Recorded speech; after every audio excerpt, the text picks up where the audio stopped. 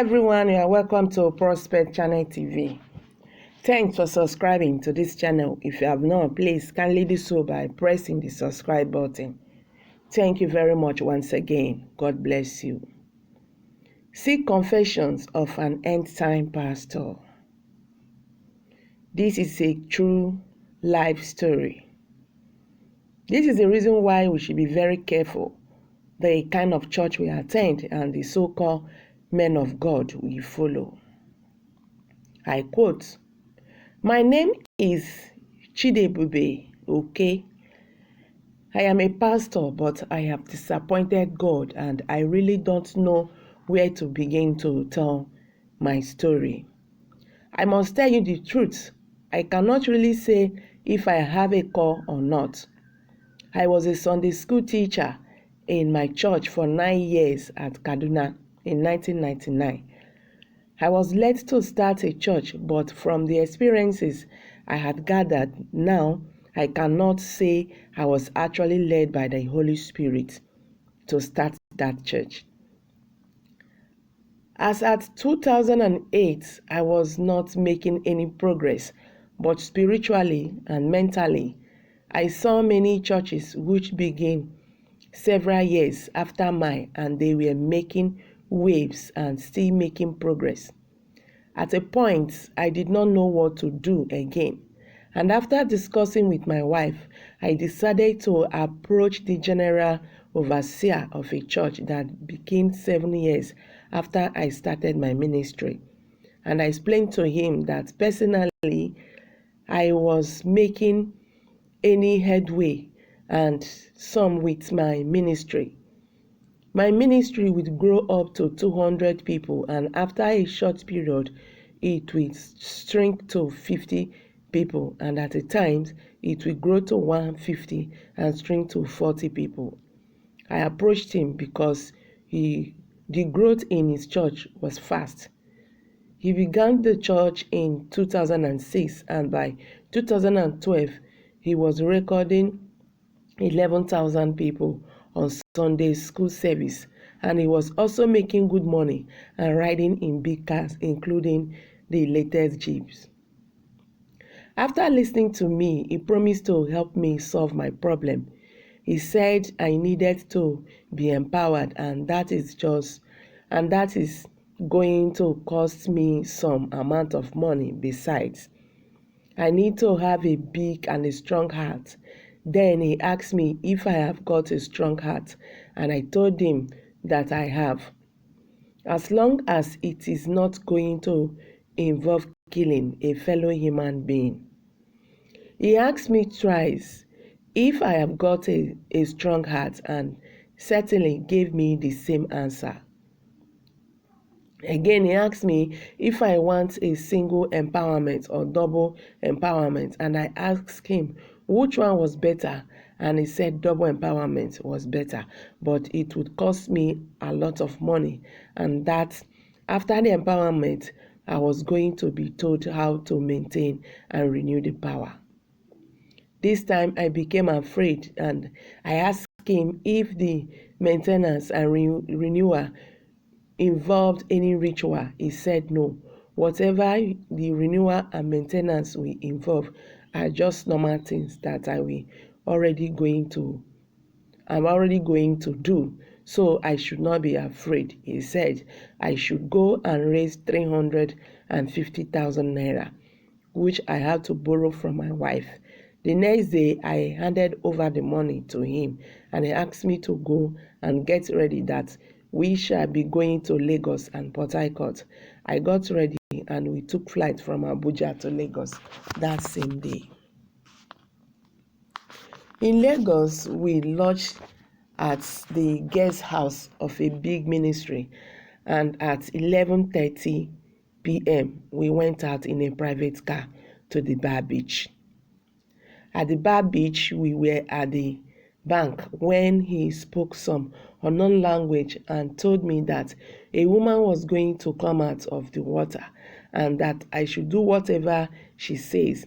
As soon as he says that, there was rumbling on the surface of the water and a marine came out of it. The general overseer told me not to be afraid that the mermaid will not harm me, so I picked courage when I saw her. When she came out to the surface of the water, the lower part of her body was like that of a fish. My eyes were transfixed to the lower part, and she was getting closer to me. It became human. Then she came to me and asked me to have sex with her, which I did in the presence of the general overseer. After having sex with her, she put her hand in her vagina and made a sign of the cross on my forehead and my palm and told me that she had empowered me and that I would see the difference. The mermaid left me, went to the general overseer and brought out a gold cross and chain from her stomach and wore it on the neck of the general overseer, who gave her some money. The mermaid thanked him. The mermaid thanked him and went back into the sea. All the time she spoke in English language. When we eventually got back to the ministry's guest house, the general overseer told me that we have to go to the church of that ministry because they were having a night vigil. When we got there, I was given an opportunity to minister in the church, and as I raised my hands from the altar, the members began to fall on themselves, and some were trembling on others. I must say I was almost embarrassed because I never expected the manifestation of the mermaid power to be so soon. After the all-night service, we went back to the guest house, and the general overseer asked me if I was happy the way the power manifested, and I said yes. He told me that we should go to bed and get some sleep because we should be beginning to go back to Port Harcourt that evening. That afternoon, as I was sleeping, that same mermaid had sex with me at the bar beach came to me in my dream and told me that to maintain and also constantly renew the power, I must be having sex with a virgin once every month. So this jolted me out of sleep. I went to the general overseer's room to explain what I saw and heard in my dream, and he said it was no problem. When I asked him how I was going to be getting the virgins, and he said he was going to assist me get them, but I needed to pay for his service. Honestly, Apostle, after this I wanted to break out, but I had no courage to say or do so. While at the bar beach, I saw many pastors who came there with some senior pastors. It is like a tradition. There must be a senior pastor bringing in younger pastors, and I believe each senior pastor had a particular mermaid they relate to it because I saw up to 10 mermaids attending to some other pastors.